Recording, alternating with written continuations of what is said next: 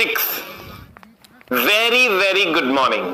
सबको good morning है, सबको गुड मॉर्निंग और सबको प्यार भरा नमस्कार है। तो बिना किसी टाइम गंवाए सीधा हम लोग चलते हैं क्वेश्चन की दुनिया में। क्वेश्चन आपके सामने बोर्ड पर ये रहा। कहते हैं पी प्रकार के अर्धचालक। किस प्रकार का अर्धचालक सर?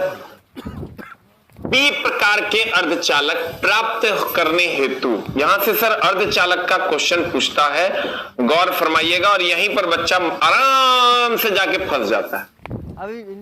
करना क्या है सर?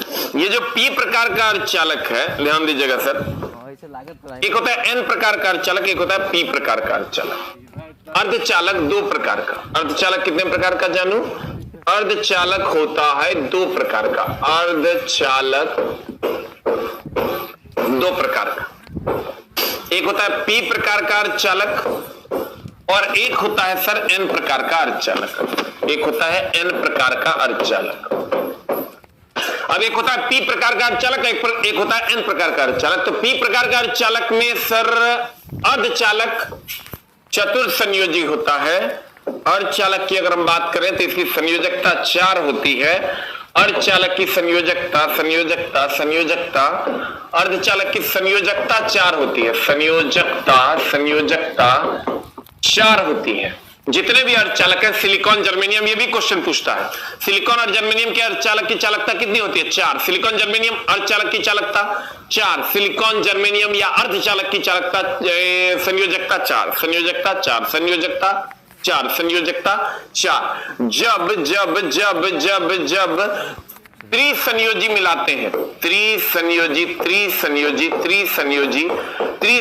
मिलाते तब बनता है पी प्रकार का अर्धचालक। और जब पंच संयोजी मिलाते हैं तब बनता है पंच संयोजी मिलाते तब बनता है सर एन प्रकार का अर्धचालक। त्रिसंयोजी मिलाते हैं तो बनता है पी प्रकार का, पंच संयोजी मिलाते हैं तो एन प्रकार का।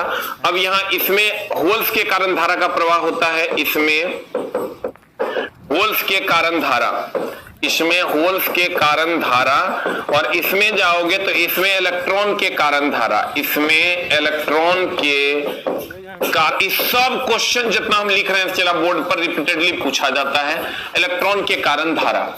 और अगर इसमें आओगे तो एक और पॉइंट्स में हम चलते हैं। इसके एग्जांपल्स त्रिसंयोजी के कौन कौन है ये पूछता है। अब त्रिसंयोजी के एग्जांपल अगर पूछा जाता है, बोरॉन, बाल, गंगा, इंडियन, तिलक। और इधर आओगे इसके एग्जांपल पंच संयोजी के जो एग्जांपल हैं, पंच संयोजी के जो एग्जाम्पल हैं उसमें आ जाते हैं सर, पंच संयोजी के एग्जाम्पल में आ जाते हैं नाइट्रोजन, फॉस्फोरस, आर्सेनिक, एंटीमनी। जल्दी से लिख लो। अब यहां आओगे, इसमें होल्स के कारण धारा का प्रवाह होता है, इसमें इलेक्ट्रॉन के कारण धारा का प्रवाह होता है। इसमें त्रिसंयोजी boron, aluminium, gallium, indium, thallium है। और पंच संयोजी में आओगे नाइट्रोजन, फॉस्फोरस, आर्सेनिक, एंटीमनी है। नाइट्रोजन, फॉस्फोरस, आर्सेनिक, एंटीमनी है। जल्दी से इसको लिख लो। नाइट्रोजन, फॉस्फोरस, आर्सेनिक, एंटीमनी है। थोड़ी सी हैंडराइटिंग मेरी खराब होती है, इसलिए सर एकदम आराम से लिख लेना है। दिल के रास्तों में इसमें त्रिसंयोजी मिलाने पर पी प्रकार का, पंच संयोजी मिलाने पर एन प्रकार का। और इसमें होल्स के कारण, उसमें इलेक्ट्रॉन के कारण। और त्रिसंयोजी अभी पूछने लगा है सर, पहले नहीं पूछता था, लेकिन त्रिसंयोजी का अब एग्जांपल पूछता है, boron, aluminium, gallium, indium, thallium. पंच संयोजी में नाइट्रोजन, फॉस्फोरस, आर्सेनिक, एंटीमनी। हो गया। अब मामला क्या है सर, इसको आप याद नहीं रख पाते हो, जिसका उपाय क्या है? इसका उपाय ये है कि अगर हम पी प्रकार में देखें सर, पी प्रकार में देखो, ये एक होता है पी प्रकार का, एक होता है एन प्रकार का। तो गौर से देखोगे तो पी में होल्स है, पी में गौर से देखो ये होल्स है, तो इसमें होल्स के कारण धारा का प्रवाह होता है। और एन फॉर निगेटिव होता है, निगेटिव फॉर इलेक्ट्रॉन होता है, इसमें इलेक्ट्रॉन के कारण धारा का प्रवाह होता है। जैसे कहेगा किसमें किसके कारण धारा का प्रवाह होता है, तो कहेंगे पी प्रकार, पी में होल्स है इसलिए इसमें होल्स के कारण धारा का प्रवाह होता है। N for negative, negative for electron, electron के कारण धारा का प्रवाह होता है। अब अगर हम सर एन की बात करें तो एन का आकार 5 के आकार का है। तुम गौर से देखो, एन का आकार 5 के आकार का है, तो कहेंगे इसमें पंच संयोजी। अगर इसमें पंच है तो इसका मतलब इसमें त्रि हो। फिर से समझ लो, हम हमेशा ही क्वेश्चन बता दिया करते हैं बच्चों को, क्योंकि यहां प्रॉब्लम होता है। इसमें होल है, इसलिए इसमें होल्स के कारण धारा का प्रवाह, N फॉर नेगेटिव है, नेगेटिव फॉर इलेक्ट्रॉन के कारण धारा का प्रवाह, और इसका आकार 5 के आकार का है N का, इसलिए हम कहेंगे इसमें पंच संयोजी, N प्रकार के अर्धचालक में पंच संयोजी के कारण धारा का प्रवाह, इसमें हो जाएगा त्रिसंयोजी के कारण धारा का प्रवाह, क्योंकि चार जो होता है वो अर्धचालक का अपना होता है। तो 4 में 5 मिलाओगे तो N प्रकार है, 4 में 3 मिलाओगे तो P प्रकार। ठीक है, लेकिन अब इसके एग्जांपल्स भी पूछे जाते हैं, तो एग्जांपल्स को आप जरूर याद रखिए, बोरोन, बाल गंगा, इंडियन तिलक। गौर फरमाइएगा जनाब, इधर आ जाइए। पी प्रकार के अर्धचालक प्राप्त करने हैं, तो जैसे पी प्रकार कह दिया तो पी प्रकार हम जानते हैं N प्रकार होगा तो पंच संयोजी होगा, इसका मतलब पी प्रकार होगा तो त्रिसंयोजी होगा। बताओ आंसर क्या हो जाएगा? 3 संयोजकता वाली अशुद्धि, और वो 3 संयोजकता वाली अशुद्धि ये है boron, aluminium, gallium, indium, thallium, और ये पंच संयोजी है नाइट्रोजन, फास्फोरस, आर्सेनिक, एंटीमनी और बिस्मथ। ये होता है पंच संयोजी, ये होता है त्रिसंयोजी, और ये जो शुद्ध अर्धचालक है ये होता है 4 संयोजकता, कार्बन, सिलिकॉन, जर्मेनियम और स्टेनम।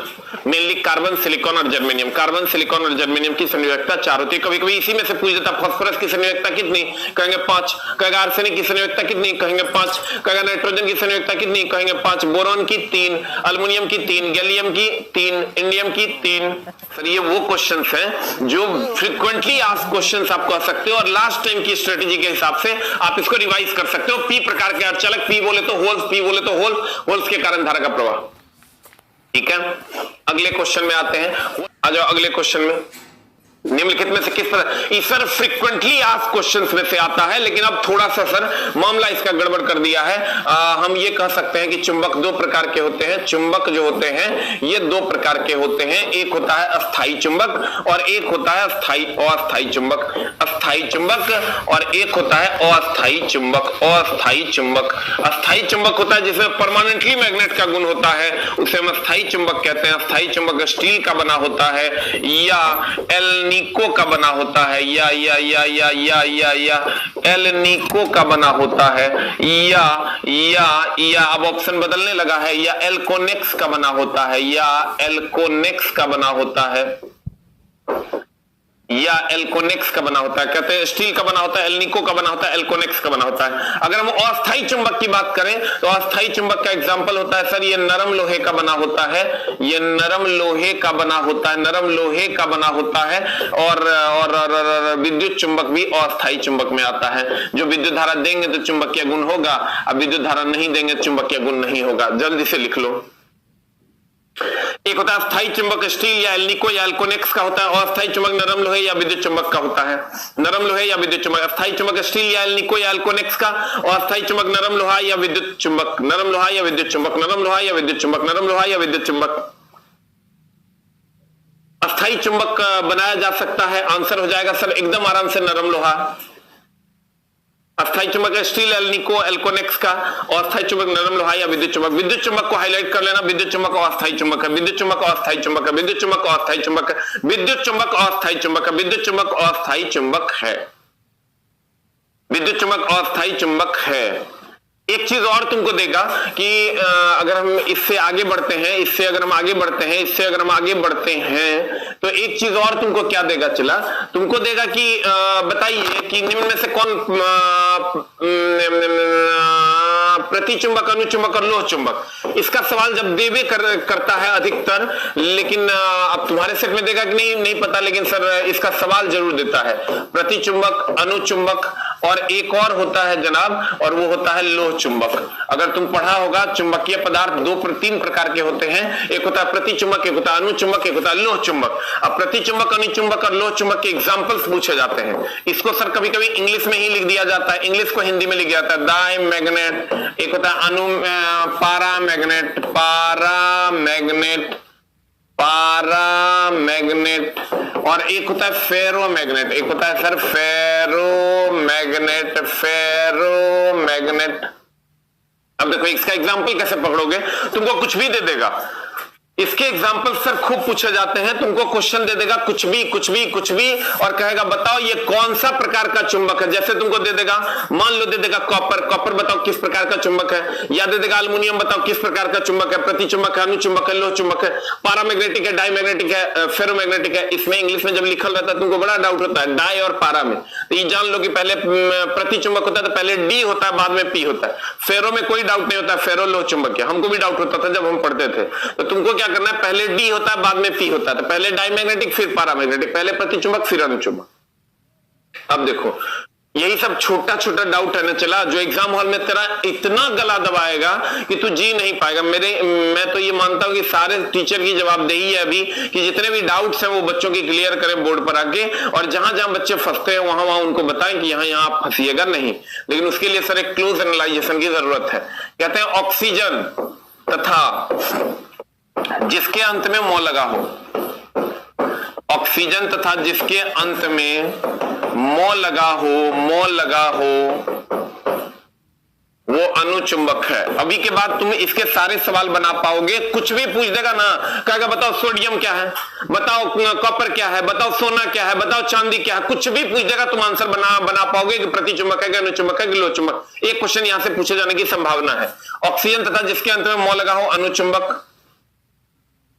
उसके बाद आ जाओ आयरन, निकेल, कोबाल्ट, ये लोह चुंबक, बाद बाकी सब प्रतिचुंबक, बाद बाकी प्रतिचुंबक। देखो इतने तुम याद करो और किसी के भी सवाल को तुम बना दोगे आराम से। कैसे, ऑक्सीजन तथा जिसके अंत में मो लगा हो अनुचुंबक, आयरन, निकेल, कोबाल्ट, लोह चुंबक, बाद बाकी सब प्रतिचुंबक। ऑक्सीजन तथा जिसके अंत में मो लगा हो अनुचुंबक, आयरन, निकेल, कोबाल्ट, लोह चुंबक, बाद बाकी सब प्रतिचुंबक। अब तुमको एग्जांपल्स अगर दिया जाता है, मान लेते तुमको एग्जांपल दिया जाता है कि बताओ ये क्या है। एग्जांपल में तुमको दे देगा जल। तुम क्या करो, जल से ये पूछो क्या तुम ऑक्सीजन हो, ये कहेगा हम नहीं है। तो कहेगा तुम्हारे अंत में मो लगा हुआ है, तो कहेगा नहीं है हम तो जल है, हमारे अंत में मो कहां लगल है। तो कहेगा कि बताओ तब तुम आयरन, निकेल, कोबाल्ट हो गया, तो ये कहेगा नहीं है। इसका मतलब तुम समझ लेना कि बाद बाकी में आ गया, इसका मतलब ये प्रतिचुंबक। इसके सारे सवाल को आप बना जाइए, आपसे सवाल बन जाएंगे। जैसे तुमको दे देता है मान लो कि अल्युमिनियम, तो तुम कहना ए अल्युमिनियम, तो में मोल ऑक्सीजन है क्या तुम, तो कहेगा ये नहीं। तो कहेंगे तुम्हारे अंत में मो लगल है क्या, तो कहेगा हाँ, तो हम कहेंगे तू अनुचुंबक। अगर तुमको क्वेश्चन देता है कि बताओ कॉपर, तो कहेंगे एक कॉपर, तो एक कॉपर तू ऑक्सीजन है क्या, तो कहेगा नहीं। तो कहेंगे तुम्हारा अंत में मो लगल, तो ये मत समझना क्यूप्रम, अपने मन से नाम ने चेंज कर देना है, कॉपर कॉपर है। तो कहेंगे मो लगल है क्या, तो कहेंगे नहीं। तो कहेगा आयरन, निकेल, कोबाल्ट है क्या तू, कहेगा नहीं। तो इसका मतलब कहेंगे बाद बाकी में है, इसका मतलब तुम प्रतिचुंबक। फिर अगर आते हैं अगर हम आते हैं मान लो कि आयरन पे, तो आयरन को पूछेंगे बता तू ऑक्सीजन है क्या, तो कहेंगे नहीं है। कहेंगे तेरे अंत में मो लगल है क्या, तो कहेगा नहीं है। तो कहेंगे कर मतलब तू आयरन, निकेल, कोबाल्ट है क्या, कहेंगे हाँ हाँ हम आयरन तो हैं। तो कहना अच्छा तब तू लोह चुंबक है, क्योंकि आयरन, निकेल, कोबाल्ट लोह चुंबक है। इस आधार पे आप इसके लगभग सारे सवाल एग्जाम्स के बना सकते हैं, कहीं कोई समस्या नहीं है। देखिए जल्दी से लिख लीजिए, ऑक्सीजन तथा जिसके अंत में मो लगा हो अनुचुंबक, आयरन, निकेल, कोबाल्ट, लोह चुंबक, बाद बाकी सब प्रतिचुंबक। ऑक्सीजन तथा जिसके अंत में मो लगा है अनुचुंबक, आयरन, निकेल, कोबाल्ट, लोह चुंबक, बाद बाकी सब प्रतिचुंबक। ऑक्सीजन तथा जिसके अंत में मो लगा है अनुचुंबक, आयरन, निकेल, कोबाल्ट, लोह चुंबक, बाद बाकी सब प्रतिचुंबक। अब आ जाइए सर यहां, निम्नलिखित में से किस पदार्थ को अस्थायी चुंबक कहते हैं, जो सब बना देगा अस्थायी चुंबक। अस्थायी चुंबक, अस्थायी चुंबक बता क्या होगा। अच्छा अस्थायी चुंबक नहीं बना सकते, इसका मतलब अस्थायी चुंबक नरम लोहा। अगला क्वेश्चन 12 वोल्ट के विभवांतर। सर दो क्वेश्चन यहां से पूछा जा रहा है जो बोर्ड रिपीटेडली पूछ रहा है, वो है ये। एक तो पूछ रहा है E बराबर F/Q पर, डायरेक्ट फॉर्मूला बेस्ड सवाल पूछ रहा है, और V बराबर W/Q पे। यहां से डायरेक्ट सवाल आ रहे हैं जो तुमको बना जाना है। E बराबर F/Q, E क्या है सर, E विद्युतीय क्षेत्र की तीव्रता है, E विद्युतीय क्षेत्र की तीव्रता है, क्षेत्र की तीव्रता है, विद्युतीय क्षेत्र की तीव्रता है। F क्या है सर, तो F कहेंगे बल है। Q क्या है सर, तो Q आवेश है। Q आवेश है, और यहां आओगे भी क्या है सर? भी विभव है, भी विभव है। W क्या है? W कार्य है। Q क्या है सर? आवेश है। Q क्या है सर? आवेश है। जल्दी से लिख लीजिए, इस पर डायरेक्ट आपको न्यूमेरिकल मिल जाएंगे जब आप सेट बनाओगे। तो आप पता नहीं आगे भी पूछना चाहिए जैसा कि सेट में पहले पूछा है। Good morning, good morning, good morning सबको, गुड मॉर्निंग सबको, प्यार भरा प्रणाम है सर। भारत की धरती से सत सत नमन। जी जनाब। कहते हैं आजकल कुछ लड़कों सब ना लड़की वाला आईडी बना बना के, अरे शर्म नहीं आता है रे, छी गंदा लड़का था। कहते हैं E बराबर F बाई क्यू, विद्युतीय क्षेत्र की तीव्रता E है, F बल है, Q आवेश है। V बराबर W बाई क्यू, V विभव है, W कार्य है, Q आवेश है। V विभव है, W कार्य है, Q आवेश है। जल्दी से लिख लीजिए सर, लिखे। E बराबर F बाई क्यू, E विद्युतीय क्षेत्र की तीव्रता है, F बल है, Q आवेश है। V बराबर W बाई क्यू, V विभव है, W कार्य है, Q आवेश है। हो गया?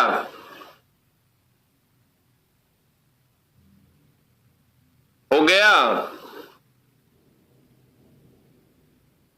अब देखो, इस पर सवाल तुमको डायरेक्ट पूछे जाते हैं। तुम कुछ मत करो, 12 वोल्ट का विभवांतर है, यानी V बराबर हो गया 12 वोल्ट।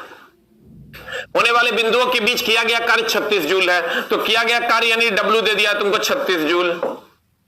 उन बिंदुओं के बीच बहने वाले विद्युत आवेश का मान क्या होगा? Q का मान बताओ क्या होगा? Q बराबर वाट, तुमको पता है। V बराबर W बाई क्यू लगा देंगे, V बराबर W बाई क्यू लगा देंगे। हमको Q चाहिए, Q बराबर W बाई V हो जाएगा।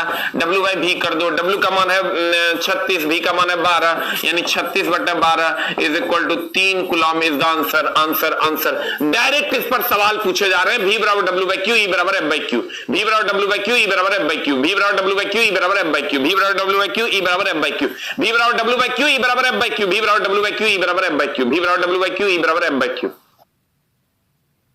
V बराबर W बाई क्यू, E बराबर F बाई क्यू। खट से लगाओगे फट से आंसर आ जाए। मैं सारे वो इंपॉर्टेंट न्यूमेरिकल्स भी तुमको इसी में करवा दे रहा हूं। चला, जो जो पूछे जा रहे हैं बहुत ज्यादा मात्रा में।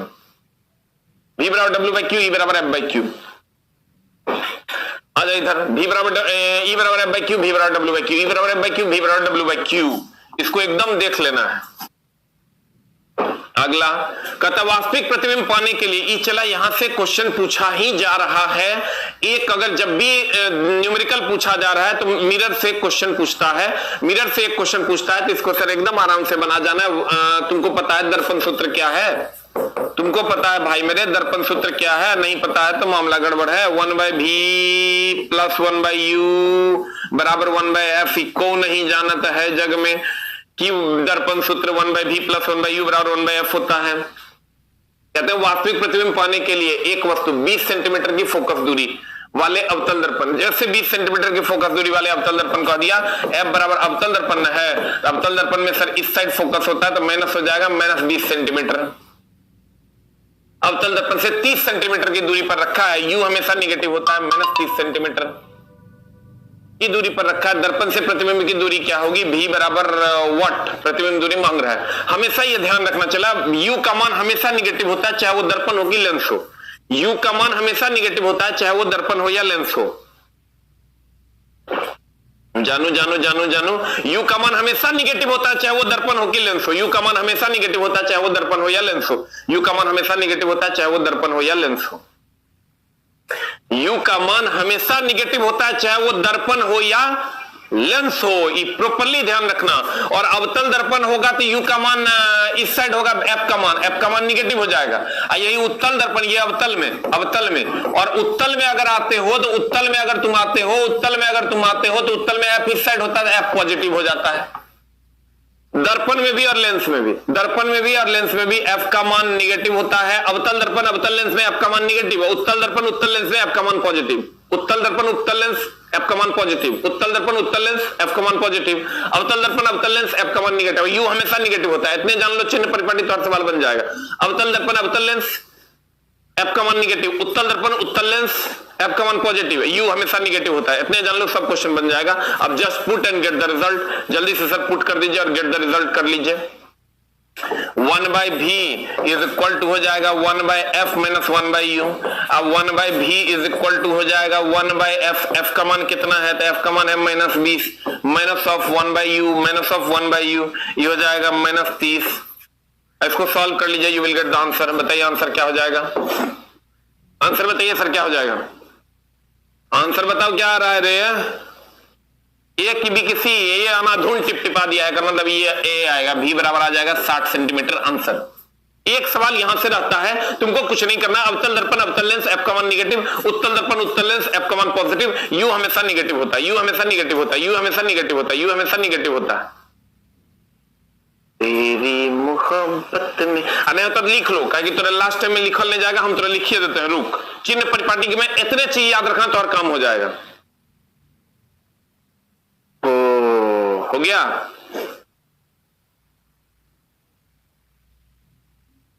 देखो चला हम थोड़ा बताते हैं क्या करना है। यू ऑलवेज निगेटिव, ऑलवेज, चाहे वो ऑलवेज निगेटिव, चाहे वो दर्पण हो कि लेंस हो, यू ऑलवेज निगेटिव होगा। और अगर हम अवतल दर्पण अवतल दर्पण अवतल दर्पण अवतल दर्पण अवतल दर्पण और अवतल लेंस की बात करें, अवतल लेंस की बात करें, अवतल दर्पण अवतल लेंस में सर अवतल दर्पण अवतल लेंस की अगर हम बात करें, ये अवतल दर्पण है, इसका इसका इसका इसका इसका इसका इसका इसका एफ इस साइड होता है, ये ओरिजिन है, इससे इधर हो गया, यानी एक्स एक्सिस पर इस साइड हो गया, तो इस साइड हो गया, तो इसके एफ निगेटिव होते हैं। और अगर अवतल दर्पण अवतल लेंस की भी बात करोगे सर जी, अवतल लेंस की भी बात करोगे तो अवतल लेंस ऐसा होता है, ऐसा ऐसा ऐसा, यहां पर एफ होता है और यहां पर एफ होता है, तो इसके भी एफ निगेटिव होते हैं। एक को याद रखो, दूसरा अपने आप याद हो जाएगा। अवतल दर्पण अवतल लेंस में निगेटिव होता है तो उत्तल दर्पण उत्तल लेंस में पॉजिटिव होगा, उत्तल दर्पण उत्तल लेंस में पॉजिटिव होगा। एक खटाक से क्वेश्चन बनाने के लिए यू का मान निगेटिव होता है, यू का मान निगेटिव होता है, यू का मान निगेटिव होता है, यू का मान निगेटिव होता है। सर भी हमेशा 99% केसेस में भी का मान निकालने कहता है। 99% केसेस में जो ओरिजिनल क्वेश्चंस है वहां भी का मान निकालने कहता है। खट से निकाल दीजिएगा, जो आएगा वही आंसर हो जाएगा। हो गया? ये शादी शादी कौन लिख रहा है? एक ब्याह हो गया। सर जी मेरा भी नाम लीजिए। सोनू कुमार, मोनू कुमार, अस्मिता कुमारी, सुमित कुमार, अमित कुमार, चौधरी कुमार, अमर कुमार, पियांशु कुमार, जिक्सु कुमार, ढेसु कुमार। हो गया? यू का मान ऑलवेज निगेटिव होगा। अवतल दर्पण अवतल लेंस एफ का मान निगेटिव, एफ का मान निगेटिव। हो गया? वास्तविक प्रतिबिंब के लिए 20 सेंटीमीटर, ई तो बन गया, चला आंसर हो गया 60 सेंटीमीटर। अगले क्वेश्चन में चलते हैं। कहता प्रकाश एक अनुप्रस्थ तरंग है, यह घटना साबित करती हुई एकमात्र घटना कौन सी है? बता क्या हो जाएगा आंसर? पर देखिए ये घटना साबित करती हुई जो घटना है, इससे क्वेश्चंस खूब पूछा जाता है। दैट इज, इसको हम कहते हैं ध्रुवीकरण। इसको गुरुजी कहते हैं, आप लोग भी कहते हैं ध्रुवीकरण। इसका इंग्लिश होता है पोलराइजेशन, पोलराइजेशन, पोलराइजेशन। ध्रुवीकरण का इंग्लिश होता है सर पोलराइजेशन। ये क्या है सर? ये कहते हैं ध्वनि को किसी तरंग को निश्चित दिशा में भेज देना ध्रुवीकरण कहलाता है। अगर आप कहिएगा सर इसका इंग्लिश को हम हटा देते हैं यहां से और यहीं पर लिख देते हैं कि तरंग को निश्चित दिशा में भेज देना, तरंग को निश्चित दिशा में भेजना, निश्चित निश्चित निश्चित निश्चित निश्चित, तरंग को निश्चित, एकदम आराम से समझना, निश्चित दिशा में भेजना, निश्चित दिशा में भेजना, निश्चित दिशा में भेजना। यहां से क्वेश्चंस रहते हैं तो कहते हैं तरंग को निश्चित दिशा में भेजना ध्रुवीकरण कहलाता है। तरंग को निश्चित दिशा में भेज देना ध्रुवीकरण, तरंग को निश्चित दिशा में भेज देना ध्रुवीकरण कहलाता है। तो आप गौर से देखिएगा सर, अगर हम यहां आते हैं तो ध्वनि तरंग को निश्चित दिशा में नहीं भेज सकते, यानी ध्वनि तरंग अनुदैर्घ्य तरंग है लगभग हवा में, तो अनुदैर्घ्य तरंग के साथ ध्रुवण की घटना नहीं होती। क्यों नहीं होती? आप उसको निश्चित दिशा में स्पीकर लगा के आप कहोगे खाली अलाउद्दीन के घर तरफ जाना और जलालुद्दीन की तरफ नहीं जाना, ये संभव नहीं है। अलाउद्दीन की तरफ भी जाएगा, जलालुद्दीन की तरफ भी जाएगा। क्यों? क्योंकि इसको निश्चित दिशा में नहीं मोड़ा जा सकता। तो कहते हैं ध्व से ध्वनि, ध्व से ध्रुवन की घटना नहीं होती, ध्रुवन की घटना नहीं होती, ध्रुवन की घटना नहीं होती, नहीं होती। और सर इधर जब आते हैं तो ये प्रकाश तरंग है, प्रकाश तरंग या इसी को हम अनुप्रस्थ तरंग भी कह सकते हैं। प्रकाश तरंग या अनुप्रस्थ तरंग के साथ ध्रुवन की घटना होती है, ध्रुवन की घटना होती है, ध्रुवन की घटना होती है, ध्रुवन की घटना, ध्रुवन की घटना होती है, ध्रुवन की घटना होती है। जल्दी से लिख लो। कहते हैं ध्वनि तरंग अनुदैर्ध्य तरंग ध्रुवन की घटना नहीं होती, नहीं होता। प्रकाश तरंग अनुप्रस्थ तरंग, जिधर मारोगे टॉर्च उधर ही जाएगा, दूसरी तरफ नहीं जाएगा। अगर जिधर चाहेंगे मोड़ने के लिए तरंग को निश्चित दिशा में, जिधर चाहेंगे प्रकाश को मोड़ने के लिए उधर मोड़ा जा सकता है। आप टॉर्च लेके इसका एक्सपेरिमेंट कर सकते हो, जिधर चाहोगे उधर मुड़ जाएगा। तो कहते हैं प्रकाश अनुप्रस्थ तरंग ध्रुवन की घटना होती है, प्रकाश अनुप्रस्थ तरंग ध्रुवन की घटना होती है, ध्वनि अनुदैर्ध्य तरंग ध्रुवन की घटना नहीं होती। तो हमको ही बताइए हमारे और जानवर में क्या डिफरेंस है? हमारे पास बुद्धि है, उसके पास बुद्धि नहीं है। तो सर इसका मतलब बुद्धि के आधार पर ही सर हम दोनों में अंतर किया जा सकता है। तो सर सभी घटनाएं दोनों में कॉमन है, परावर्तन, अपवर्तन, व्यतिकरण, विवर्तन सब दोनों में कॉमन है, ध्वनि और प्रकाश दोनों में। लेकिन ये घटना ध्वनि में नहीं होती, प्रकाश में होती है। तो कहते हैं भैया बुद्धि के आधार पर ही दोनों में अंतर किया जाता है कि हम आदमी है और वो जानवर है। कहने का मतलब ये हुआ कि ध्रुवन की घटना के द्वारा दोनों में अंतर किया जाता है, ध्वनि और प्रकाश में, ध्वनि और प्रकाश में। तो कहते हैं भैया ध्रुवन की घटना के द्वारा ही प्रकाश को जज किया जा सकता है कि ये प्रकाश है और ये ध्वनि है, क्योंकि एक में होता है, नहीं होता है, और एक में होता है। जल्दी से लिख लीजिए। हो राजा लिखा हो गया, हो गया। ध्रुवीकरण, तरंग निश्चित दिशा में भेजना, ध्वनि अनुदैर्ध्य तरंग है, प्रकाश अनुप्रस्थ तरंग है। आ जाइए सर इधर। कहते हैं प्रकाश एक अनुप्रस्थ तरंग है, साबित करती हुई एकमात्र घटना, अनुप्रस्थ तरंग है, यह साबित करती हुई एकमात्र घटना है, वो है ध्रुवीकरण। हस्तक्षेप कोई घटना नहीं है, प्रकाश का फैलना कोई घटना नहीं है, विसरण कोई घटना नहीं है। द नेक्स्ट वन इज, कहते हैं निम्नलिखित में से किस विद्युत चुंबकीय तरंग का तरंगदैर्ध्य सबसे कम होता है? चला रे, ये तुमको इतने पूछेगा, या तो विद्युत चुंबकीय तरंग पूछेगा या नहीं तो तुमको बय आनी पिनाला पूछेगा, दो में से एक पूछेगा। या तो गाय पौधरी और सूर्यदीप पूछेगा, ये विद्युत चुंबकीय तरंग है, गामा, एक्स पराबैंगनी, दृश्य, अवरक्त, सूक्ष्म, रेडियो, दीर्घ। या नहीं तो बय आनी पिनाला पूछेगा, बैगनी, आसमानी, नीला, हरा, पीला, नारंगी और लाल। तो तुम गौर से जब देखोगे इधर से इधर जाने पर, ये इधर से इधर तुम एरो लेके जा सकते हो, इधर से इधर जाने पर तरंगदैर्ध्य का मान बढ़ता है, तरंगदैर्ध्य बढ़ता, तरंगदैर्ध्य बढ़ता, तरंगदैर्ध्य बढ़ता। अब बाद बाकी कुछ भी कहेगा ना, बाद बाकी आवृत्ति ऊर्जा कुछ भी कहेगा ना, बाद बाकी कुछ भी कहेगा, आवृत्ति या ऊर्जा, आवृत्ति या ऊर्जा, ऊर्जा ऊर्जा, तो कहेंगे घटता। इसको जल्दी से लिख लो। इतना में तुम्हारा 40 से 50 क्वेश्चन तो और बन जाएगा। हम थोड़ा सिखा देते हैं कैसे। कहते हैं गाय पौधरी और सूर्यदी, इसको याद रखना, गाय पौधरी और सूर्यदी, गामा, एक्स पराबैंगनी, दृश्य, अवरक्त, सूक्ष्म, रेडियो, दीर्घ। इधर आओगे बय आ नहीं पिनाला, बय आ नहीं पिनाला, बय आ नहीं पिनाला, बय आ नहीं पिनाला, बय आ नहीं पिनाला, गा ए पौधरी और सूर्यदी, गा ए पौधरी और सूर्यदी, बय आ नहीं पिनाला, बय आ नहीं पिनाला, बय आ नहीं पिनाला। जल्दी से लिख लो। लिखे, तरंगदैर्ध्य बढ़ता बाद बाकी घटता, तरंगदैर्ध्य बढ़ता बाद बाकी घटता, तरंगदैर्ध्य बढ़ता बाद बाकी घटता। हो गया?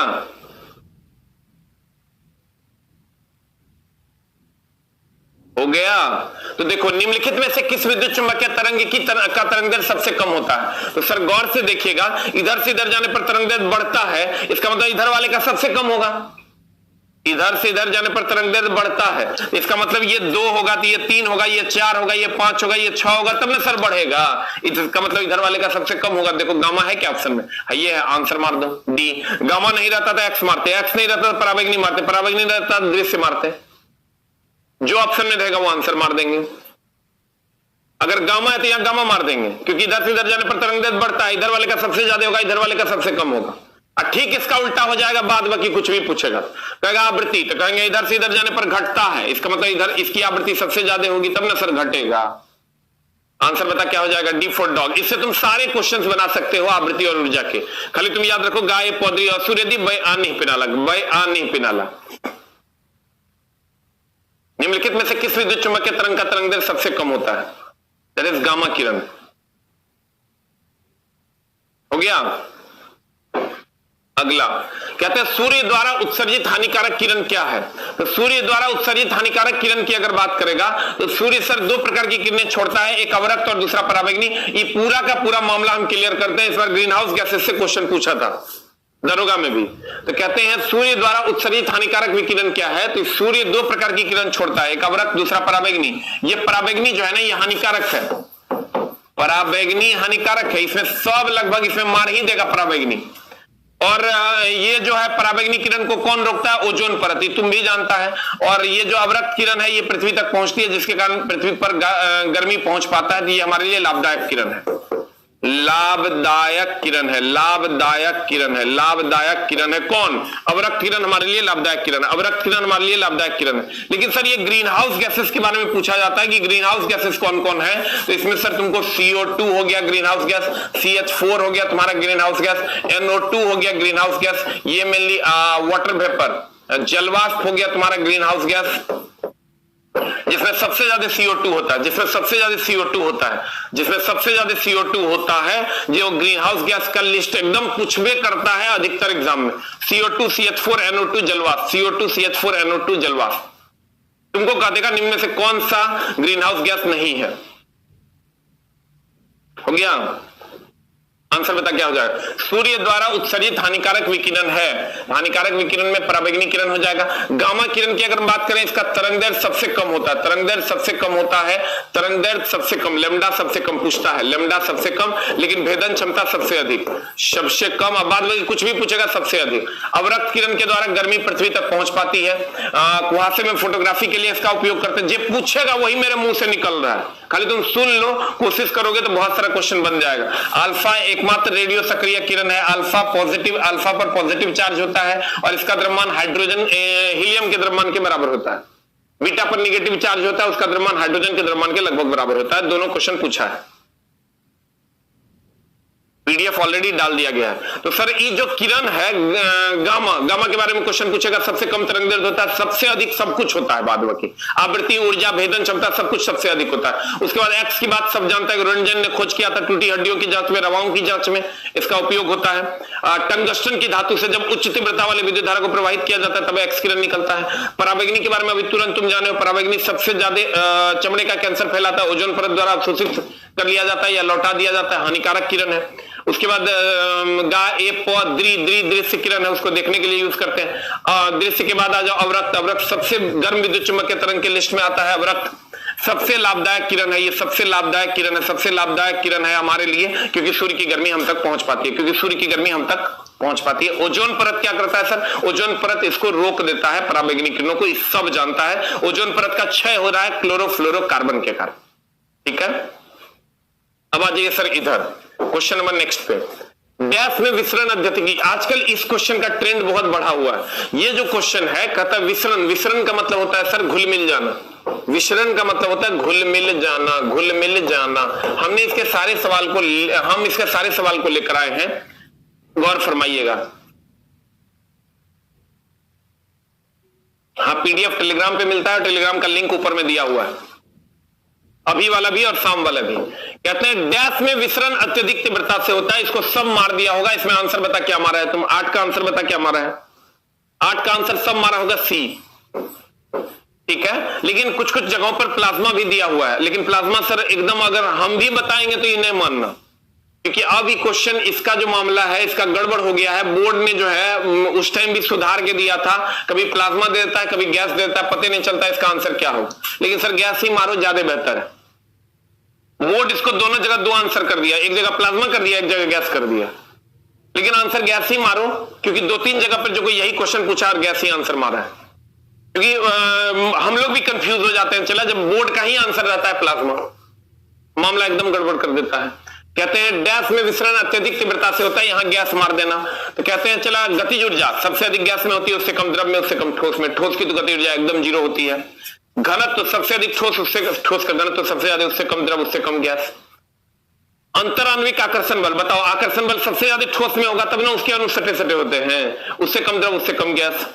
अंतरान्विक स्थान, स्थान तो सर जिसके अणु हटे हटे होंगे उसके स्थान ज्यादा होंगे, तो गैस के अणु हटे हटे होते हैं उसके स्थान ज्यादा होंगे। द्रव के उससे कम होंगे, ठोस के सबसे कम होंगे। प्रत्यास्थता, प्रत्यास्थता ठोस की सबसे ज्यादा द्रव की, प्रत्यास्थता मतलब लचीलापन, जो खींचेंगे पुनः अपनी अवस्था में आ जाएगा उसको हम प्रत्यास्थ कहते हैं। ठोस की सबसे ज्यादा द्रव की, उससे कम गैस की सबसे कम। स्वसंजक बल मतलब अपने अणुओं के बीच लगने वाला बल, सबसे ज्यादा ठोस में, उससे कम द्रव में, उससे कम गैस में। विसरण, विसरण मतलब सर घुलने मिलने का गुण, सबसे ज्यादा गैस में, उससे कम द्रव में, उससे कम ठोस में। जल्दी से लिख लो। कुछ लोग इसमें सी मारे होंगे, कुछ लोग इसमें डी मारे होंगे, मामला गड़बड़ है। बोर्डे अगर अलग अलग बार अलग अलग आंसर मारता है बोर्ड। अब देखो, तो ये इतना तुम अगर याद कर लेते हो तो इसके खानदान में इससे ज्यादा क्वेश्चंस नहीं है, और तुम इसको याद कैसे करोगे? तुम इसको सोचना, कैसे सोचना, याद करने का चीज नहीं है, ये रट्टा मारोगे तो कभी नहीं होगा। तुम क्या करना है इसके बारे में ये सोचना, अच्छा गतिज ऊर्जा, तो गति सबसे ज्यादा किसमें होता है? गैस में, तो गैस द्रव ठोस हो जाएगा, सबसे ज्यादा गैस में, उससे कम द्रव में, उससे कम ठोस में। क्या कहा? विसरण, विसरण मतलब घुलने मिलने का गुण, घुलने मिलने का गुण सबसे ज्यादा किसमें होता है? गैस में, सबसे ज्यादा गैस हो गया, उससे कम द्रव हो गया, उससे कम ठोस हो गया। कहेगा घनत्व, तो कहेंगे सबसे ज्यादा ठोस में होता है, उससे कम द्रव में होता है, उससे कम गैस में होता है, क्योंकि सबसे नजदीक नजदीक सटे सटे कण ठोस के होते हैं, नहीं होते हैं। प्रत्यास्थता मतलब लचीलापन, सबसे ज्यादा ठोस, उससे कम द्रव, सबसे कम गैस। उसके बाद स्वसंजक बल, स्वसंजक बल मतलब अपने अणुओं के बीच लगने वाला बल, तो सबसे ज्यादा ठोस, उससे कम द्रव, उससे कम गैस। कहेगा अंतरांतरिक आकर्षण बल, आकर्षण बल सबसे ज्यादा ठोस में होगा, उससे कम द्रव में होता है, उससे कम गैस में। स्थान अगर कहेगा तो स्थान सबसे ज्यादा गैस में होगा, उससे कम द्रव में होगा, उससे कम ठोस में होगा। ये सेटिंग बनानी पड़ेगी, तब जाके क्वेश्चन आपका बनेगा। You will get the answer. हो गया? ई की लिख के रोते रहता है रे। अगला क्वेश्चन कहता है फ्लोरीन, क्लोरीन, ब्रोमीन, आयोडीन। ई चला, ई क्वेश्चन अभी पूछा था बिहार एसएससी में, आयनन विभव विद्युत ऋणात्मकता वाला। ये क्वेश्चन सजाने के लिए पूछा है, ठीक ना, इसलिए बढ़िया से देख लो, सब एग्जाम में पूछ रहा है। कहता फ्लोरीन, क्लोरीन, ब्रोमीन फिर आयोडीन तक जाने में विद्युत ऋणात्मकता। सर जब इधर से इधर जाते हैं तो ये वर्ग है, और वर्ग में विद्युत ऋणात्मकता का मान घटता है। देखो आंसर क्या है? घटता है, बढ़ता है, अस्थिर रहता है, कम हो जाता है। आंसर हो जाएगा कम हो जाता है। पहले घटता है फिर बढ़ता है। कुछ लोग तो पता नहीं, वो 4 डिग्री से वाला क्वेश्चन मार के आना धून मारता है, पहले घटता है फिर बढ़ता है। Hello hello hello. अब देखो चला, हम बताते हैं। अगला ये जो है ना, तुमको देगा विद्युत ऋणात्मकता। विद्युत, हम इस बार एक बार और रिवीजन कर देते हैं, तुम्हारा इसमें लगभग 7-8 क्वेश्चन होता है, तो हम गुरुजी का परम दायित्व है, एक बार रिवीजन कर देना। विद्युत ऋणात्मकता, आयनन विभव, इलेक्ट्रॉन बंधुता, इलेक्ट्रॉन, एकदम शॉर्ट रिवीजन कर देते हैं चला, एकदम, तो और कभी क्वेश्चन में दिक्कत नहीं होगा। इलेक्ट्रॉन बंधुता, विद्युत धनात्मकता भी एकरे में लपेट लो। विद्युत धनात्मकता, इस सब की अगर आप बात करोगे, इस सब की अगर आप बात करोगे, इस सब की अगर आप बात करोगे, तो आवर्त में लेफ्ट टू राइट जाने पर, आवर्त समझ रहा होगा। अब नहीं समझ रहा था बहुत, तो और अंतिम घड़ी आ गया, अब अगला बार के वैकेंसी के काम करना होगा। आवर्त में लेफ्ट टू राइट जाएंगे, और वर्ग में जाएंगे तो टॉप टू बॉटम जाएंगे। वर्ग में जाएंगे top to bottom, top to bottom मतलब ऊपर से नीचे। तो आवर्त का स्पेलिंग बड़ा है इसलिए इसमें बढ़ता है, और वर्ग का स्पेलिंग छोटा है इसलिए इसमें घटता है। इसमें भी सर आवर्त का स्पेलिंग बढ़ता है इसलिए बढ़ता, वर्ग का स्पेलिंग छोटा है इसलिए घटता। इस क्वेश्चन से एकदम मत डरना, आवर्त का स्पेलिंग बड़ा है इसलिए बढ़ता, वर्ग का स्पेलिंग छोटा है इसलिए घटता। आवर्त का स्पेलिंग बड़ा है इसलिए बढ़ता, वर्ग का स्पेलिंग छोटा है इसलिए घटता। देखो विद्युत ऋणात्मकता, आवर्त का और वर्ग का अगर हम बात करें, आवर्त का स्पेलिंग बड़ा है इसलिए बढ़ता, वर्ग का स्पेलिंग छोटा है इसलिए घटता। एक लाइन का बात हो गया, हो गया। आवर्त का स्पेलिंग बड़ा है इसलिए बढ़ता, वर्ग का स्पेलिंग छोटा है इसलिए घटता। आयनन विभव, आवर्त का स्पेलिंग बड़ा है इसलिए बढ़ता, वर्ग का स्पेलिंग छोटा है इसलिए घटता। इलेक्ट्रॉन बंधुता, आवर्त का स्पेलिंग बड़ा ना है, वर्ग का स्पेलिंग छोटा है, ये सब बढ़ता बढ़ता घटता घटता। एकदम रिवीजन कर लो। लास्ट में वो उल्टा होता है, वो लिख लो परमाणु त्रिज्या, परमाणु त्रिज्या, परमाणु त्रिज्या, परमाणु त्रिज्या, परमाणु त्रिज्या, आयतन, आकार, जो कह दो, उल्टा होता है। ये बढ़ता है, ये सब, ये घटता, ये बढ़ता है, ये सब, ये घटता है, ये बढ़ता। जल्दी से जान हमार, जाने मन हमार, जल्दी से लिख ले। इंग्लिश में भी ट्रांसलेट कर दीजिए। हाँ, इंग्लिश तनी गुरुजी के मामला गड़बड़ एकदम ने है। Electronegativity, ionization potential, electron affinity, electropositivity, atomic radius, volume and size. जल्दी से लिख। आवर्त के पीरियड होता है, वर्ग के ग्रुप होता है। मेरा भी नाम लीजिए, अमरदीप वर्मा। ले, नाम ले लिए तू तो अब स्वर्ग मिलेगा तेरा ना रे। सर दीदी को, दादी को, अच्छा दादी का भोज खाने जाएगा। चलो, दादी के भोज में इतना आदमी जाएगा, अम्मा का जुल्मे हो जाएगा। यूट्यूब से इतना कमाई उधर के ना तेरा खिलाएंगे रे, सब खा जाएगा, हम लोग खा जाएगा तुम लोग। अरे दानव हो गया। देखो इस सब जो है ना जकरा में उल्टा पुल्टा तुम देख रहा ना, इस सब आवर्त का स्पेलिंग बड़ा इसलिए बढ़ता, वर्ग का स्पेलिंग छोटा इसलिए घटता। और परमाणु त्रिज्या आयतन आकार जो है ये आवर्त का में घटता और वर्ग में बढ़ता। जल्दी से लिख लो। कुछ कुछ उठते उठते उठता है ना रे।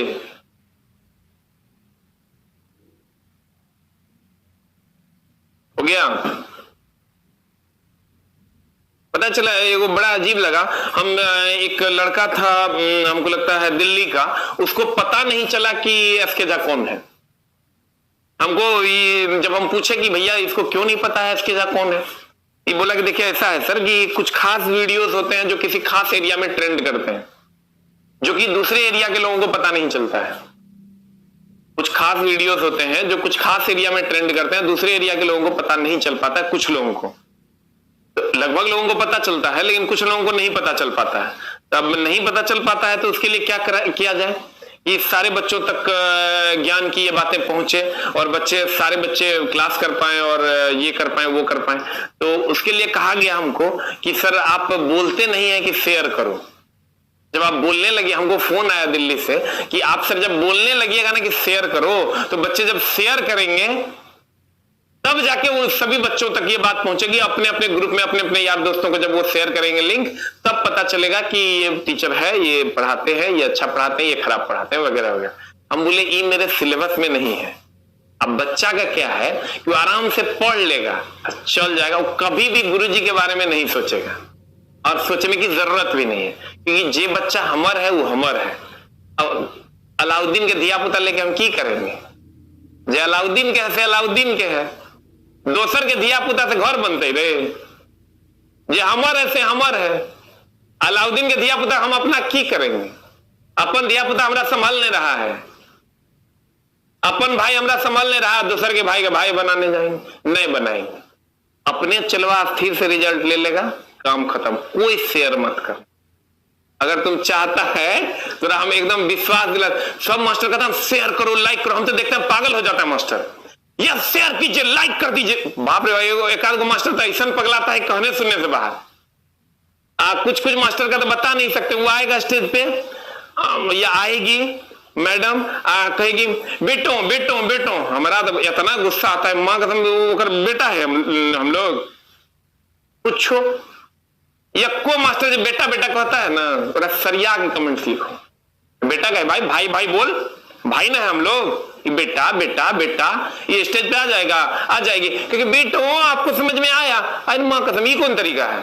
भाई बोल, भाई बोल ना, भाई बोलने में क्या दिक्कत है? लड़की है तब भी भाई बोल, लड़का है तब भी भाई बोली, बेटा उटा नहीं चलेगा। ये कौन तरीका है? कहता बेटा में प्यार है। अरे माँ कसम, भाई में उससे ज्यादा प्यार है, भाई में प्यार नहीं है। और ये एकदम शेयर मत करना मेरा वीडियो। अब बोलो का है? अरे छोटा, इतने दूर में रह जाएगा मामला तो काम हम लोग का बन न जाएगा। झूठे दोसर के धिया पुता के अपना के हम की करेंगे? कर है नहीं है, के नहीं है नहीं है, ओकरा हम भाई बना की करेंगे? अपन भाई हमारा संभाल नहीं रहा है, माँ कसम सुबह शाम पढ़ा रहे हैं, तो यो लगता है कि यो पढ़ा देते ठीक रहता, वो पढ़ाते ठीक। मेरे वीडियो को एकदम शेयर करने की जरूरत नहीं, ठीक है? लाइक भी मत करो, सब्सक्राइब तो एकदम मत करो। बोलो का है? जैसे तुम सब्सक्राइब करेगा, YouTube पे ज्यादा सब्सक्रिप्शन होंगे तो YouTube हमको प्रमोट करना शुरू कर देगा दूसरे एरिया में। उससे क्या होगा? तुम्हारा नुकसान है। मेरे वीडियो को लाइक कर सकता है, लाइक वाइक कर सकता है, कमेंट्स कर सकता है, लेकिन सब्सक्राइब भी कर सकता है, लेकिन शेयर मत करो। शेयर करने में मामला झोल में फंस जाएगा। जो नहीं जानता वो जानने लगेगा। ये काम एकदम नहीं करना है। हम चाहते हैं कि जो हमारे बच्चे हैं वो ही हमारे हैं। गुरुजी उतने में खुश हैं। तुमको लग रहा होगा यूट्यूब के इतिहास में पहली बार कोई टीचर 23,000 प्लस लाइव में ये आकर कहता है कि मेरे वीडियो को शेयर ना करो, एकदम ना करो। पहली बार हुआ होगा ये यूट्यूब के इतिहास में कि कोई यूट्यूबर आके ये बात बोले। लेकिन पता नहीं, हमको ऐसा लगता है कि इन्हें के जो धिया पुता है ये हमारा चिंता है, ये हमारा चिंता है, तो एक बता दिए एक नौकरी हो जाएगा, एक नौकरी हो जाएगा तो हमारा दूसर से की लेना देना है। दूसर मर जाए, जे मन होता है से कर जाए। गुरुजी के अपन चला, उसी के साथ गुरुजी आनंदित है ना। गुरुजी हिमालय पर्वत पे हैं, हिमालय के सभी वासी हमारे हैं। हमको उत्तराखंड के पिरनुमा पर्वत के काम में है, इसलिए मेरे वीडियो को एकदम शेयर नहीं करेगा, कोई शेयर नहीं करेगा, ठीक ना, एकदम नहीं करेगा। ये जो बच्चा आता है शेयर करे वो सब लाते लात मारेंगे। हम अपना घर में सब बात रहेगा, कहीं कोई शेयर नहीं करना। यूट्यूब के इतिहास में पहली बार ऐसा हो रहा है। मैं तो देखते हैं भर दिन मास्टर सब आके पगलाए रहता, लाइक करो शेयर करो शेयर। अरे छोटा शेयर काहे करेंगे, एकदम शेयर नहीं करना है, थोड़ा कसम है हम, और एकदम शेयर नहीं करना हमारे वीडियो, ठीक ना। एकदम हमको ये चीज हमको लगता है शेयर कर दोगे, मगर हम दिल्ली वाला होने हैं और केने वाला है, मुंबई तुम्बई वो सब जान जाएगा तो काहे जानेगा भाई। जे पढ़ा रहे हैं अपने भाई में रख लेंगे, ठीक ना। अपने घर का चीज अपने घर में रहे तो ठीक है। आओ हेने अब क्वेश्चन सजाओ।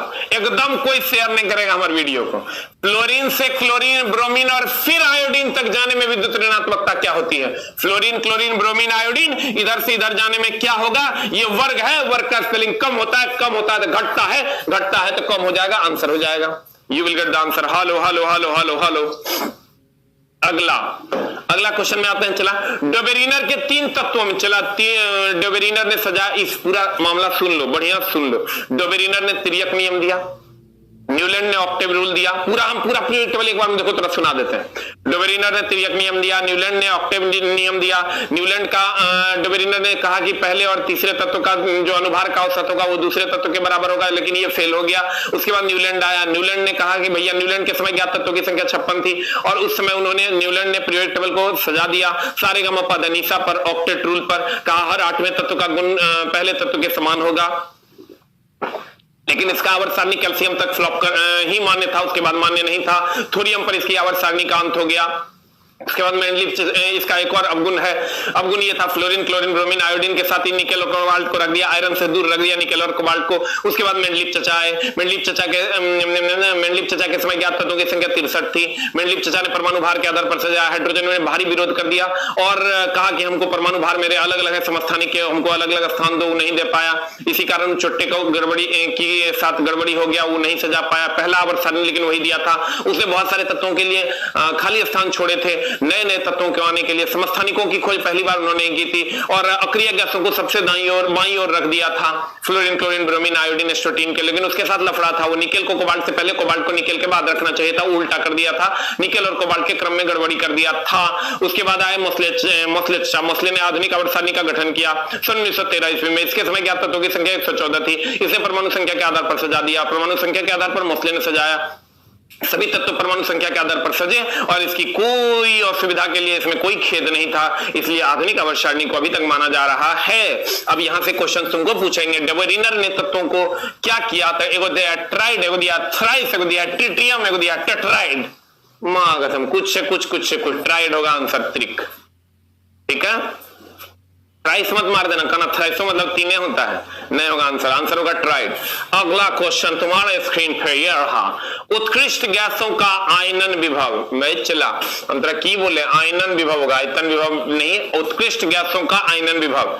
उत्कृष्ट गैसों का, उत्कृष्ट गैस बोले तो नोबेल गैस, नोबेल गैस बोले तो अक्रिय गैस, अक्रिय गैस बोले तो इनर्ट गैस, इनर्ट गैस बोले तो fluorine, helium, neon, argon, krypton, xenon and फ्रेडॉन मैन। यही ना होता है इन रास्तों पे।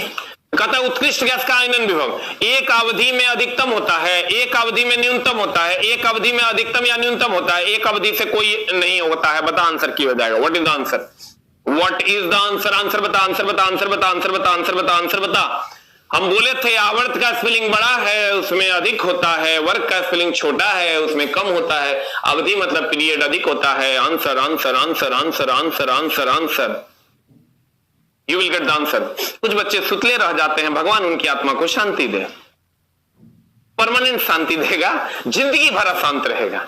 इसलिए प्यारे बच्चों टाइम से उठिए और हमको थेसिस देना बंद कर दीजिए कि सर धीरे पढ़ाइए कि फास्ट पढ़ाइए। हमारा गुरु जी को नहीं पता है, तुम्हारा गुरु हम कि हमारे गुरु तू। अरे दानव कहते हैं सोडियम कार्बोनेट जो कि एक क्षार है, बहुत अच्छी बात है, सोडियम कार्बोनेट जो कि एक क्षार है का उपयोग निम्न में से क्या करने के लिए किया जाता है। ये स्टेटमेंट टाइप क्वेश्चन सर पूछे जाते हैं, इसलिए आंसर बताए इसका क्या होगा। कहता है बोरेक्स जैसे सोडियम यौगिक का निर्माण करता है, सही बात है, Na2B4O7 बोरेक्स का फॉर्मूला होता है, तो उसमें सोडियम होता है। जल की स्थायी कठोरता दूर करने के लिए एकदम सोडियम कार्बोनेट का उपयोग करते हैं। कांच, साबुन और कागज उद्योग में इसका प्रयोग करते हैं, सब सही है, ABC तीनों एकदम। इस टाइप के स्टेटमेंट और रीजन वाले जो क्वेश्चंस हैं वो कुछ कुछ पूछे जाते हैं, सर इसको देख लो। ये थोड़े अटपटे टाइप क्वेश्चंस हैं जो तुमको देखना है, और जितने भी अटपटे टाइप क्वेश्चंस है शाम में 7:30 बजे जलूल से जलूल मिले। लेकिन सर आज नहीं, आज के बाद क्वेश्चन अभी हम बीच में बोल देते हैं ना तो मामला गड़बड़ हो जाएगा। आज के बाद की जो कक्षा है, चूंकि मेरी दादी का देहांत हो चुका है और आज नखवाल है, आज गुरुजी बाल कटाएंगे, अभी तक घर नहीं पहुंचे हैं, मामला एकदम संगीन है। और दादी मेरी हमको बहुत मानती थी, मतलब बता नहीं सकते कितना मानती थी। 111 साल की उम्र में उनका डेथ हुआ है और हमको हर हाल में 2 दिन के लिए जाना ही पड़ेगा, दूसरा कोई उपाय नहीं है। तो सर सोम मंगल कार्यक्रम है, बुध को हम आएंगे और गुरुवार से आपकी कक्षा ले पाएंगे। तो आपकी कक्षा आज के बाद मेरी जितनी भी कक्षाएं हैं वो सभी कक्षाएं गुरुवार से होगी, बाद बाकी सभी कक्षाएं अपने नियमित समय पर शेड्यूल्ड है, ठीक है। ये भी क्लास तुम्हारा गुरुवार को मॉर्निंग में होगा और उसके बाद आपका जो 6ठा क्लास है, 4 क्लास और हम बोले उसमें सारा मामला हम शेड्यूल कर देंगे। तो आंसर हो जाएगा इसका ABC। कहता है निम्नलिखित में से कौन सा विकल्प सर्वाधिक विद्युत धनी तत्व के इलेक्ट्रॉनिक विन्यास का प्रतिनिधित्व करता है। एकरा में झोल है, ये क्वेश्चन एकदम झोलिया है। सर्वाधिक विद्युत धनी मतलब समझ लो इलेक्ट्रोपॉजिटिव की बात कर रहा है, तो वही होता है इधर से इधर जाने पर आवर्त में जो है वो बढ़ता, आवर्त में जो है वो बढ़ता, आवर्त में बढ़ता, इधर से इधर जाने पर घटता, वर्ग में घटता। तो कहता है निम्नलिखित में से कौन सा विकल्प सर्वाधिक विद्युत धनी तत्व के इलेक्ट्रॉनिक विन्यास का प्रतिनिधित्व करता। बता आंसर क्या हो जाएगा। What is the answer for 13 का आंसर बता क्या हो जाएगा। कहते हैं सर्वाधिक विद्युत धनी तत्व का इलेक्ट्रॉनिक विन्यास। सर सर्वाधिक विद्युत धनी तत्व की अगर बात करोगे तो इलेक्ट्रॉनिक विन्यास उसका क्या है, गौर से देखो, ये हीलियम 2s1 है, तो यानी हीलियम का होता है 2 और उसके बाद 2 1 3 हो गया। हीलियम का होता है 2 और 2 1 3 हो गया, तो 2 1 3 हो गया, 2 1 2 3 ये हो गया लिथियम, ये हो गया चला ए नंबर ऑप्शन तो है। उसके बाद है हीलियम 2s2, तो हीलियम होता है 2 और 2 4, तो ये हो गया तुम्हारा 4 4 4 हो गया बेरिलियम। उसके बाद आता है चला जेनॉन 2s2, जेनॉन 2s2, तो जेनॉन होता है तुम्हारा 54 और 54 और 2 हो गया 56 और 54 2 56, 54 2 56 हो गया बेरिलियम, ये हो गया तुम्हारा बी नंबर ऑप्शन और ई हो गया तुम्हारा सी नंबर ऑप्शन। और जेनॉन 6s1, जेनॉन होता है 54 और 54 एक हो गया 55, ई हो गया चला डी फॉर डॉग। अब तोरा बता आंसर की होगा, what is the answer. D तो मार रहा है लेकिन बुझा रहा है काय होगा डी। कहता है निम्नलिखित में से कौन सा विकल्प सर्वाधिक विद्युत धनी तत्व के इलेक्ट्रॉनिक विन्यास का प्रतिनिधित्व करता है। हमको यह पता है कि सबसे ज्यादा जब इधर से इधर जाते हैं तो बढ़ता है, अगर ये मान लो 10 होगा तो ये 11 होगा, इधर से इधर जाने पर घटता है तो ये 9 8 7 6 हो जाएगा,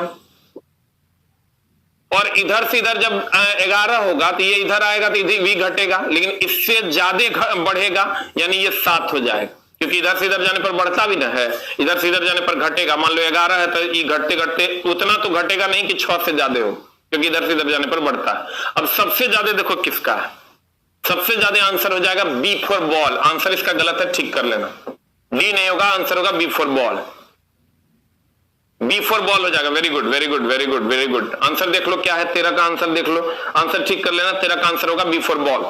देख लो, ई इधर से इधर जाने पर बढ़ता तो 10 से 11, इधर से इधर जाने पर घटता तो मान लो ये 6 है, लेकिन इधर से इधर जाने पर बढ़ता तो फिर 6 है तो 7 हो जाएगा। सबसे ज्यादा किसका हो गया?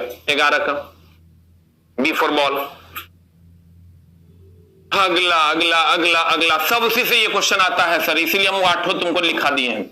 अगला, निम्नलिखित में से कौन सा यौगिक डबल बॉन्ड, एकदम एकरा से तोरा एकर खानदान से 50 को क्वेश्चन पूछा है। तुम एक फॉर्मूला एकदम याद रखो। एल्केन का फॉर्मूला है CnH2n, CnH2n प्लस 2। एल्कीन का फॉर्मूला है CnH2n और एल्काइन का फॉर्मूला है CnH2n माइनस 2।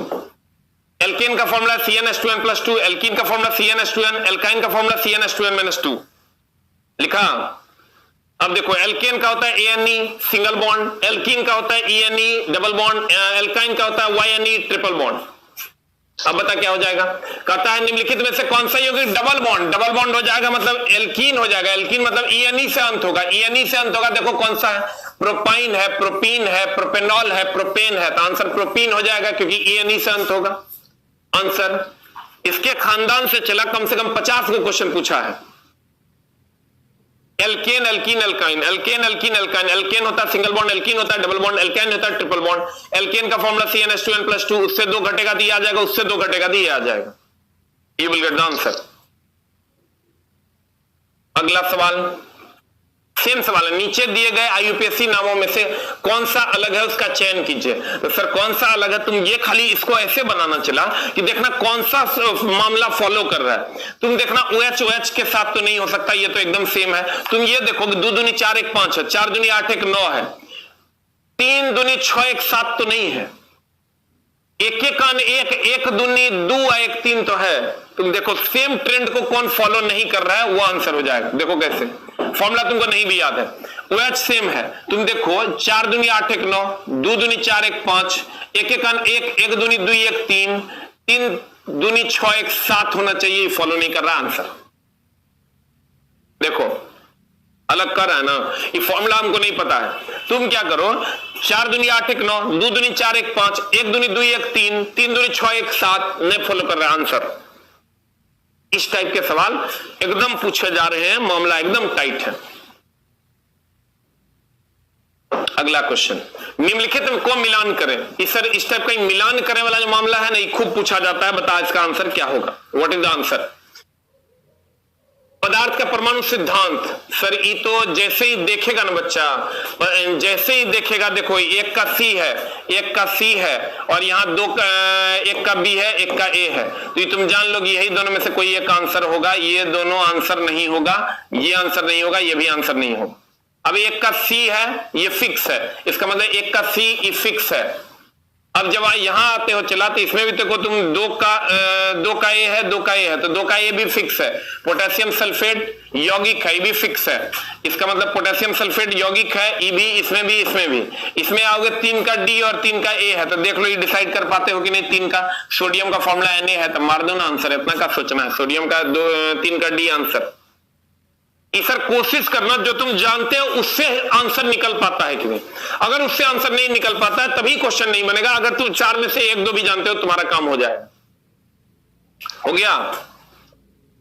अगला, कोई एक जानते हो सर, एनालाइज करके बनाओगे तभी सवाल बनेगा। डिंब के साथ शुक्राणु का निषेचन बताओ कहां होता है? फेलोपियन ट्यूब में। फेलोपियन ट्यूब से खूब क्वेश्चन पूछ रहा है। शुक्राणु का जो निषेचन होता है फेलोपियन ट्यूब में होता है। वेरी वेरी इंपॉर्टेंट, ये जो ट्यूब है इसी में शुक्राणुओं का निषेचन होता है। खूब पूछता है, ये फेलोपियन ट्यूब घिना घिना के पूछा है, इसलिए सर इसको एकदम ध्यान में रखेगा और कोशिश करेगा कि रिप्रोडक्टिव सिस्टम को जरूर पढ़ के जाए। सिंगेमी क्या कहलाता है? सर एक शुक्राणु और एक अंडाणु का संयुग्मन, ये 5 से 6 बारी क्वेश्चन पूछा है। सिंगेमी कुछ नहीं है, एक अंडाणु और एक शुक्राणु जब आपस में मिलते हैं तो सिंगेमी का निर्माण करता है, उसी को हम सिंगेमी कहते हैं। सिंगेमी इनिशियल प्रोडक्ट ऑफ भ्रूण है। एक शुक्राणु और एक अंडाणु जब मिलता है उसे हम सिंगेमी कहते हैं। अगला, उस उम्र का नाम बताइए जिसके दौरान मानव पुरुषों और महिलाओं में के प्रजनन अंग कार्यात्मक हो जाते हैं, गोनाड्स युग्मकों और सेक्स हार्मोन्स का उत्पादन शुरू कर देते हैं और मानव यौन के प्रति परिपक्व हो जाता है, उसे हम किशोरावस्था कहते हैं। पूरा लंबा चौड़ा छोड़ दिया है, अब मामला जवानी का है, बाकी कुछ नहीं है। आंसर हो जाएगा तुम्हारा किशोरावस्था। यौन प्रजनन तो होगा नहीं, यौन प्रजनन नहीं होता है, गर्भ में प्रजनन होता है, और निश्चित जनन भी नहीं होगा। आंसर, रसायन के लिए गणना की इकाई, यहां सर क्वेश्चन एकदम सिंपल है, रसायन विज्ञान में गणना की इकाई मोल है। ये मोल 7वां एसआई मात्रक है। मोल कैवा एसआई मात्रक है, चला 7वां एसआई मात्रक है। दिल करे ना चला तो एक बार मोल का न्यूमेरिकल जरूर देख के चल जाना। और सर ग्रुप डी वगैरह में तो फिक्स है, ग्रुप डी का सिलेबस सर एकदम एनालाइज्ड है। इसमें तो चूंकि 15 क्वेश्चन रहना है एनटीपीसी में, इसलिए सर इसमें न्यूमेरिकल पूछे जाने की संभावना कम है। लेकिन सर जो न्यूमेरिकल जितना हम बता रहे हैं फिक्स है, पूछेगा तो वहीं से पूछना चाहिए, और नहीं तो सर पूरा न्यूमेरिकल का प्लेलिस्ट दिया हुआ है, उसको पढ़िए, बाद में हमको गाली देने से कुछ नहीं होगा, क्योंकि हम आनी मुनी हम नहीं जानी की पूछेगा। हम तेरा पढ़ाइए नहीं रहे, डांस हम कर नहीं रहे, नहीं तो बाद में तू एको क्वेश्चन नहीं लड़ता, लड़का सही आग गरिया देगा। ऐसे जाओ, अरे दानव ऐसे जा की कर रहा है, तो नाच सिखा रहा है, कदुआ कैसे रोकते हैं, इसलिए बढ़िया से पढ़। तो सर रसायन विज्ञान में इकाई है मोल। अणु, अणु यौगिक का सूक्ष्मतम कण, अणु से तो खूब क्वेश्चन पूछता है। यौगिक का सूक्ष्मतम कण, यौगिक का सूक्ष्मतम कण अणु है, यौगिक का सूक्ष्मतम कण अणु है। एनोड की अगर हम बात करें, ये पॉजिटिव होता है, ऋणायन होता है तो कैथोड हो जाता है, ऋणायन होता है तो कैथोड हो जाता है, ऋणायन होता है तो कैथोड हो जाता है, एनोड होता है तो पॉजिटिव होता है। सर हम कोशिश करते हैं कि आपका कंप्लीट रिवीजन हो सके, और आज के बाद कक्षा गुरुवार को होगी। Thank you very much. आज के बाद मेरी क्लास गुरुवार को होगी। अभी सिर्फ फिजिक्स वाली क्लास अभी हम ले लेंगे, और उसके बाद शाम वाला भी क्लास ऑफ है, और सभी कक्षाएं मेरी गुरुवार से होगी।